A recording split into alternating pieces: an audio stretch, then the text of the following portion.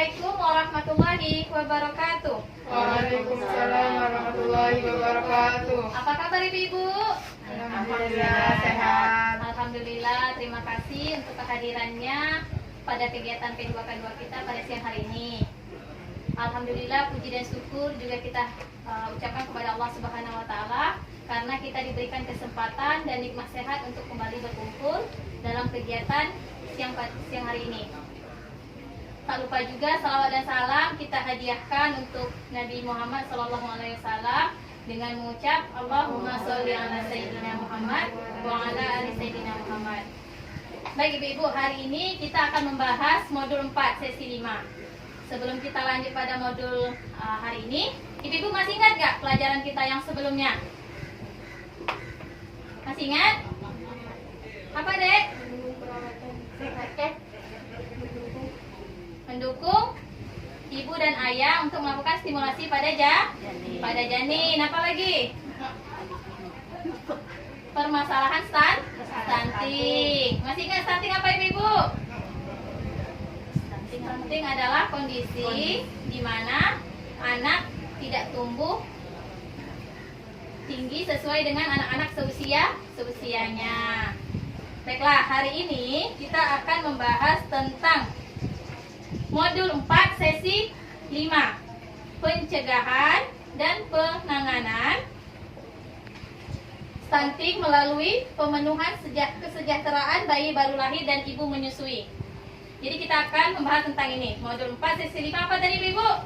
Pencegahan dan penanganan stunting melalui pemenuhan kesejahteraan bayi baru lahir dan ibu menyusui. Iya, pintar. Jadi kita akan membahas tentang bayi baru lahir, bagaimana pemenuhan kesejahteraannya, gizinya dan sebagainya, dan juga ibu menyusui ya. Saya akan bagi 2 kelompok ya, ibu-ibu. Satu, nanti ibu-ibu isi tabel kebutuhan bayi baru lahir sampai dengan usia 6 bulan. Ini untuk kelompok 1 ya, bayi baru lahir. Kemudian ini kelompok 2 nanti mengisi tabel kebutuhan fisik dan mental ibu menyusui. Ya. Ibu saya kasih pena satu ya. Jadi nanti di situ ibu isi apa saja kebutuhan dari bayi baru lahir dan kebutuhan fisik mental ibu menyusui. Ya, silahkan diisi ya ibu-ibu. Nanti kita diskusikan di depan setelah ibu-ibu menjawabnya ya.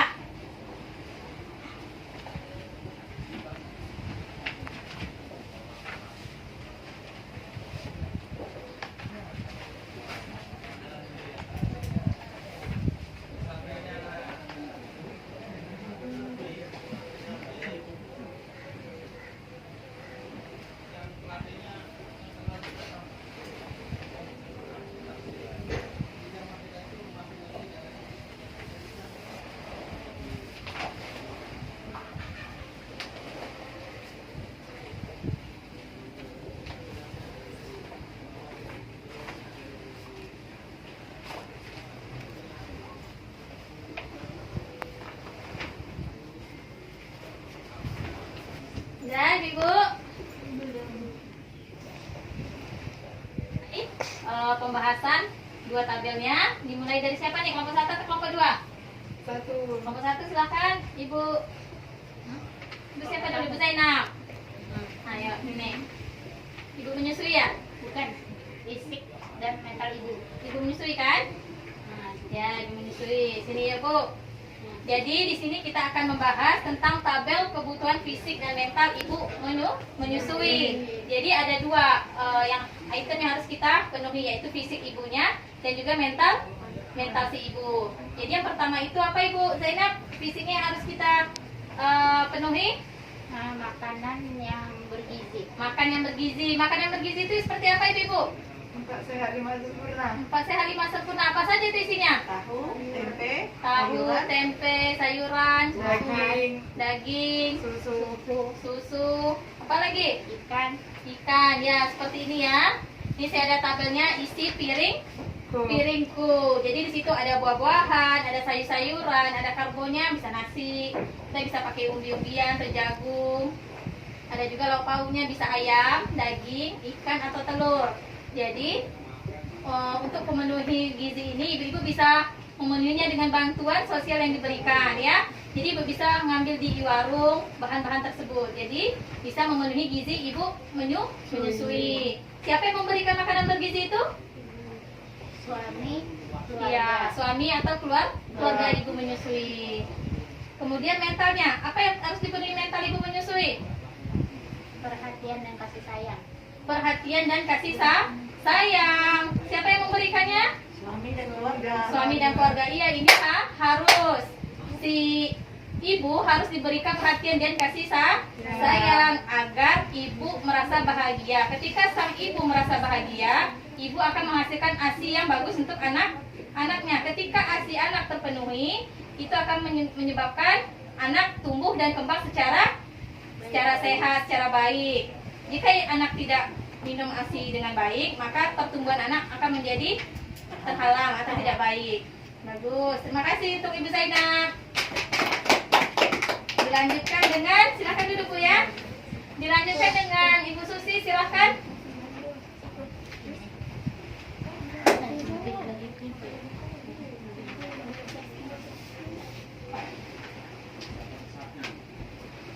Ya baik, sekarang kita akan membahas tabel kebutuhan bayi baru lahir sampai dengan usia 6 bulan. Jadi di sini bayi baru lahir juga harus kita penuhi kesejahteraannya, baik fisik maupun mental si bayi. Jadi yang fisik, apa yang perlu kita berikan?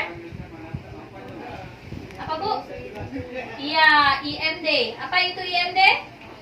Inisiasi menyusui dini. Jadi ketika anak ibu lahir, usahakan ibu memberikan IMD, karena IMD itu vitamin untuk bayi. Susu pertama itu ya untuk si bayi. Kemudian siapa yang memberikannya? Ibu. Selain ibu siapa lagi yang memberikan? Tidak lah Bu, ibu aja. Ini kan IMD itu susu ya, susu ibu. Kemudian apa lagi kita berikan fisiknya? ASI eksklusif. Jadi ASI eksklusif ini diberikan ketika anak usia baru lahir hingga 6 bulan. Ketika 6 bulan ke atas bisa dikasih tambahan makanan pendukung atau enfasi. Air susu juga ASI bisa diberikan hingga usia 2 tahun ya maksimal. Kemudian mental, apa yang diberikan kepada bayi baru lahir? Kasih sayang. Siapa yang memberikan kasih sayang? Orang tua, bisa keluarga, bisa kakek neneknya, ibu dan ayah. Kemudian apa lagi? Stimulasi. Siapa yang memberikan stimulasi? Ibu, ayah, dan keluarga. Ya, ibu, ayah, nenek, kakek, adik atau kakaknya juga bisa memberikan stimulasi. Oke, terima kasih jawabannya Ibu Susi. Silakan duduk.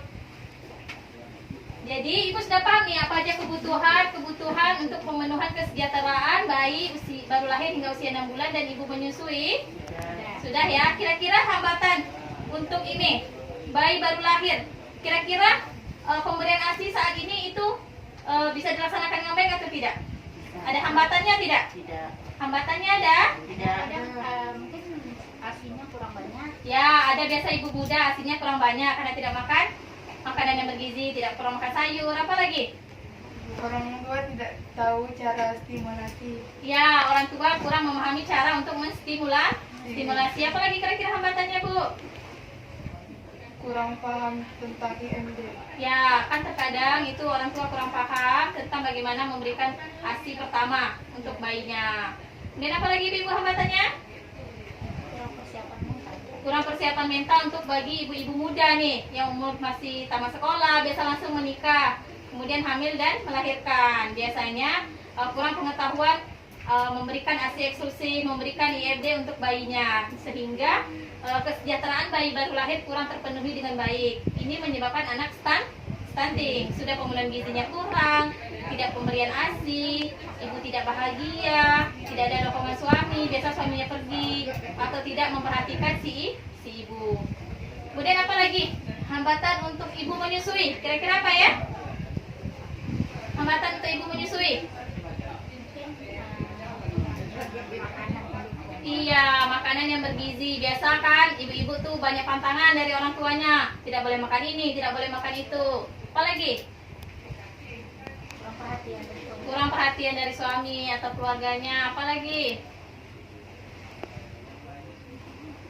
Apalagi ibu-ibunya biasanya ke masalah ekonomi sehingga pemenuhan gizi ibu menyusui kurang. Jadi terkadang ibu hanya makan nasi dan lauk saja. Padahal ibu menyusui membutuhkan gizi yang penuh untuk menghasilkan ASI yang baik. Jadi ibu-ibu menyusui perlu diperhatikan, perlu diberi kasih sayang. Jadi tidak hanya terhadap anaknya saja, tetapi ibunya juga diperhatikan. Jadi dari tabel ini kita mengetahui apa-apa saja untuk pemenuhan gizi ibu menyusui dan bayi baru lahir, serta bagaimana kita memberikan solusi terhadap bayi baru lahir dan ibu menyusui. Bisa mengikuti kelas ibu hamil. Jadi di kelas ibu hamil itu biasanya diberitahu bagaimana cara stimulasi, bagaimana pemenuhan ibu hamil hingga sampai menyusui. Nanti akan juga diberikan vitamin, juga diberikan susu. Di kelas ibu hamil biasanya suami diikutsertakan agar suami paham bagaimana cara merawat istri atau ibu yang lagi hamil, serta ibu yang menyusui dan anak baru lahir. Baiklah, ada pertanyaan ibu-ibu terkait pelajaran kita hari ini? Ada pertanyaan? Ibu Zainab, Ibu Susi paham? Nah. Ibu Nelly paham? Paham. Baiklah, saya cukupkan saja untuk pelajaran kita hari ini. Kita lanjutkan ke bulan depan, kegiatan kita berikutnya, modul 5, sesi ke-6. Baik, saya akhiri hari ini. Terima kasih untuk partisipasinya dan kehadirannya. Semoga ibu sehat selalu. Saya ucapkan terima kasih. Alhamdulillahirrahmanirrahim. Assalamualaikum warahmatullahi wabarakatuh. Generasi Indonesia Sehat dan cerdas. cegah stunting. Yes, yes, yes. Oke, terima kasih ibu.